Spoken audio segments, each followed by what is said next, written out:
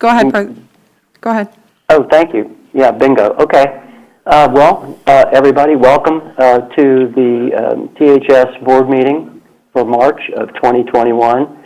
I understand we do not have a physical quorum present, so this will be a workshop and not a meeting.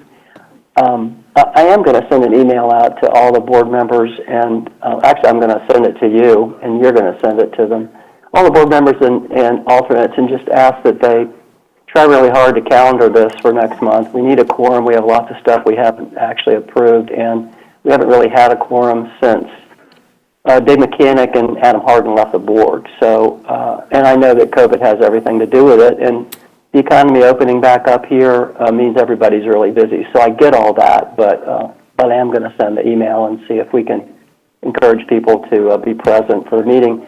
I have had both of my COVID shots, and my wife has too, so I will be physically present at the next board meeting and for board meetings thereafter. So, this meeting is called to order. We'll have to pass on elections of officers until next month. And you can roll the thing down a little bit. We have lots of minutes to approve, but no quorum to approve them. So let's move to the action items. We cannot ratify that, so keep going. We cannot ratify accepting the audited streetcar results. Sorry, Lee. Streetcar performance report, Mr. Allen. Good afternoon, Brian Allen, Director of Streetcar Operations. For February, our ridership was 58,748, which is the best number we've had since the pandemic started. Of those, 43 of them were wheelchair boardings. And for the month, we provided 8.5 hours of extra service, and that was all related to the Super Bowl. We had 2 accidents in February. The first one was on February 5th when a car made a turn in front of the streetcar at Beneficial. There were no injuries to that, and the streetcar did not receive any damage per se. The second one was in the early hours of February 7th when a streetcar slid into another one. There was a person injured in that was taken to the hospital with back pain, and everybody else was treated at the scene. There were only minor damage to the 2 streetcars, though. On-time performance for February was 99.57%, and missed trips, we had 9.25 missed trips, which is also very good since the pandemic started. Those missed trips were caused by a mechanical issue, which was 6 trips, the accident on February 5th, which was 2.75 trips, and then we had a vehicle stuck on the tracks, which accounted for the other quarter trip. That's all I have. Does anybody have any questions for me? I do. I seem to recall that you were shutting down part of one track to do some work on it sometime in the past 30 days. Has that been completed? Yes, that work was completed last Thursday. Great. A day ahead of schedule, by the way. That's great. So everything's okay with the tracks and the cars, and we're good to go? Yes, everything's good. We had to do that track work in conjunction with the work they're doing down on Beneficial, because they're going to be installing some additional crosswalks in that section of track, so we had to get the ties in a good shape. Oh, sure. Makes perfect sense. Any other questions for Brian? If not, thank you so much. Thank you. Legal and legislative reports. David, we can't ratify it. Is there anything you wanted to add as long as we've got you here? Yeah, thank you, President English. One point of information, which you probably are already aware of, but the Florida Supreme Court did ultimately rule on the constitutionality of the referendum surtax, and unfortunately it found that it was unconstitutional because its rather elaborate attempt to determine how the funds were to be allocated between various governmental agencies was inconsistent with Florida statutes that provides that it's the county commission that essentially has that exclusive authority. And they felt that because the referendum voters may well have relied on the allocation formula and the actual language of the referendum, that they couldn't salvage any part of the referendum, so they struck it in its entirety. Wow. My understanding is that the county commission voted either last week or the week before to refund the monies that had been collected. So it leaves us obviously in a start from scratch mode in terms of being able to fund the transportation initiative, and I don't really know what the next step's going to be.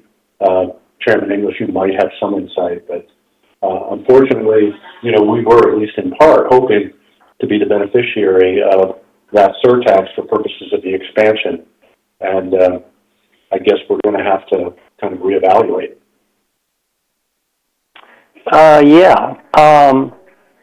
Yes. How can I answer this question? I know the county commission has indicated they're going to put this back on the ballot, and there doesn't seem to be any dissension about that, so I'm happy. I haven't talked to the city, but I know that prior to the Supreme Court's decision, they had already thought through, along with Hart, how to proceed with the streetcar extension project and meet the requirements as well as they can until such time as we can provide a local funding option for our share of the capital cost.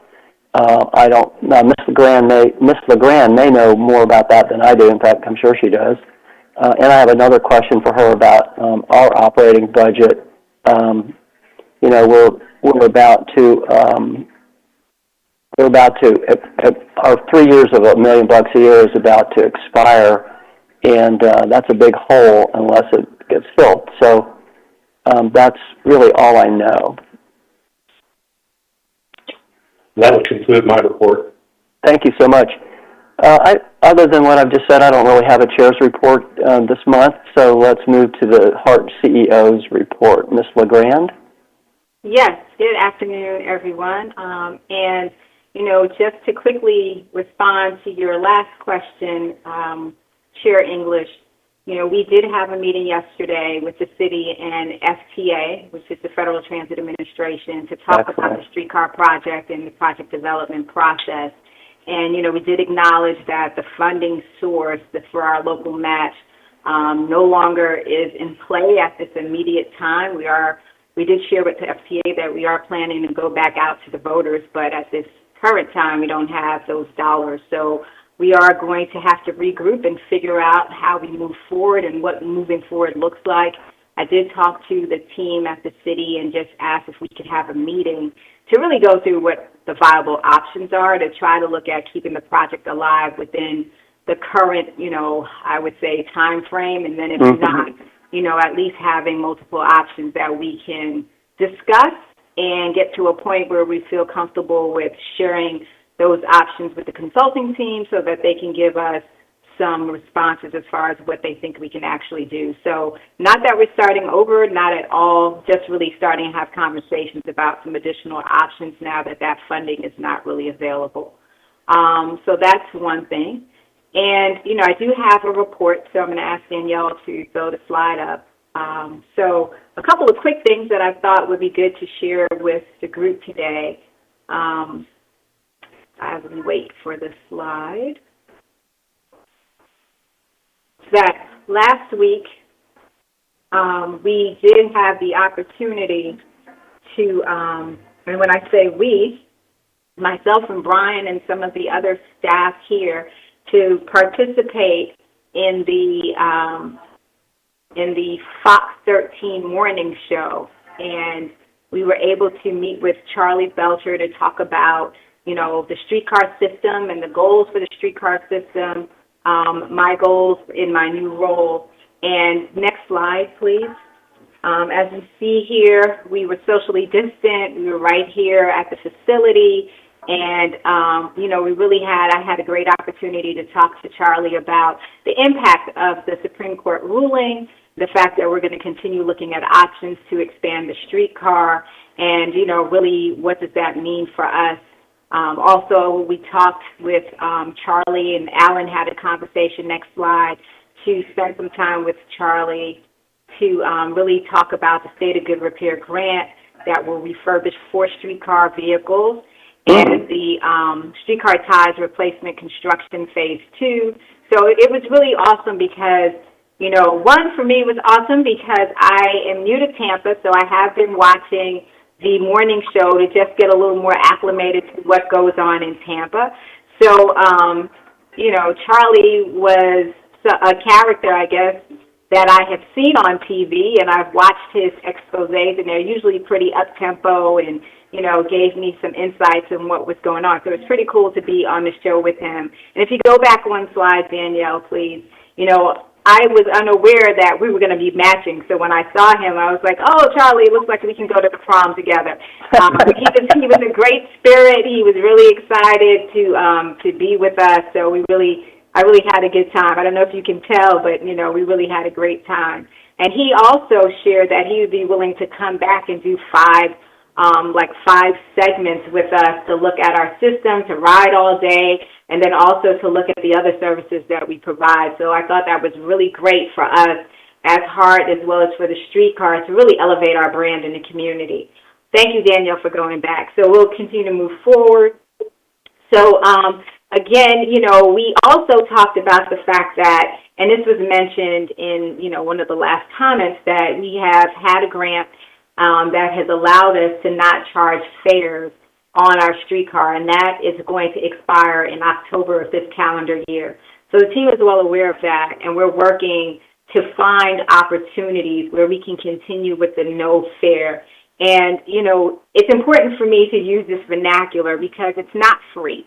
And I think sometimes when you use the free terminology, it gives this impression that it doesn't cost anything to operate the service, and there is a cost associated with it. Mm-hmm. But for now, we're not going to charge a fare, even though there are fares that we have to pay, right?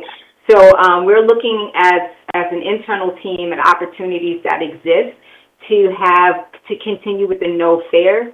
And a part of that is really putting together a partnership plan where hopefully we can work with our external partners, some of the business owners, along the routes to see if they would be willing to help contribute to the cost of continuing with the no fare. So that's something we're working on. The team has put together a white paper, which is currently being reviewed, but then the objective is for that white paper to be used as a marketing tool that we can go and start, soliciting some sponsorship and support from, again, those partners that are in the area. So we're looking at more or less within the alignment, like a quarter mile, half a mile around, this specific alignment, and even going as far out to a 2-mile radius, but just being realistic that the closer the business is to the alignment, they would be probably more interested.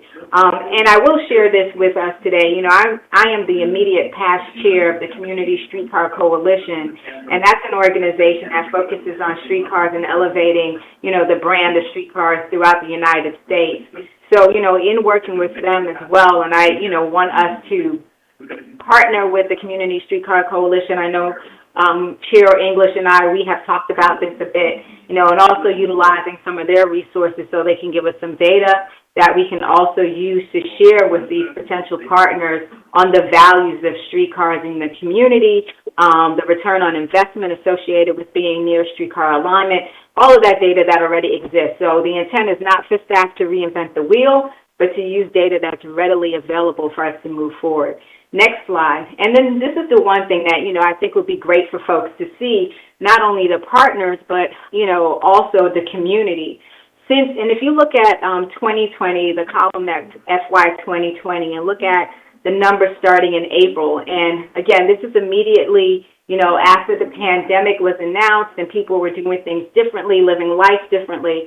And if you look at those numbers and then you go over to the last column and continue looking at the listing of numbers in a, descending order, what you'll see is that, in April we were at the 14,000 number, right, for our ridership. And every month it started going up gradually. And you see us now in 2021, we're continuing to increase our ridership.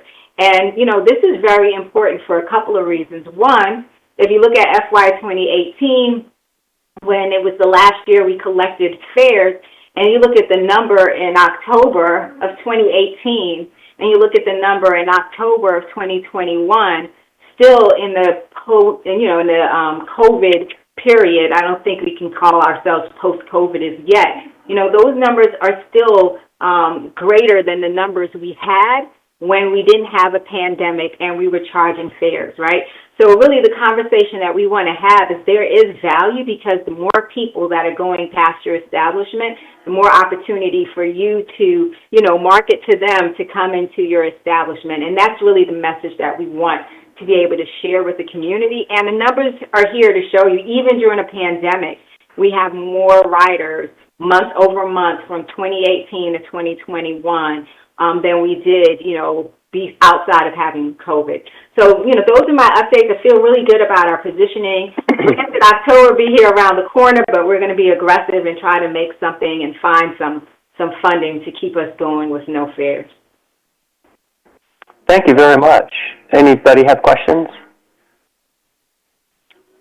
If not, thank you, Ms. LeGrand. Nice report, and I'll look forward to hearing more about it. Thank you. Was there anything else you needed to cover in your report? No, that's it. Thank Okay. you. Oh, yeah, thank you. It was nice. Vector Media, Tyler, update. Good afternoon, Chair. Just a quick update on Vector Media.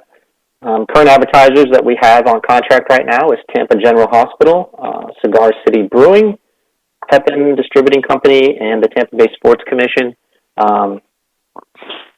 And as of February of 2021, the THS guaranteed monies at this point are $28,750. And that is pretty much the end of that. So if there's any questions, I'd be happy to answer. That's great. Thank you. Hearing no questions, we are down to compliance reports. Does anyone have any questions about any of them? Please, this was all in our package that Danielle sent us, so please do look through all this stuff and make sure you understand everything you're looking at. Is there any old business to take up? Any new business to take up? Hearing none, this is going to be a pretty brief meeting. I want to thank everybody for participating, and next month I feel very confident that we're going to have a quorum and a livelier meeting with actual human beings looking at each other. So, Lee, thanks for attending.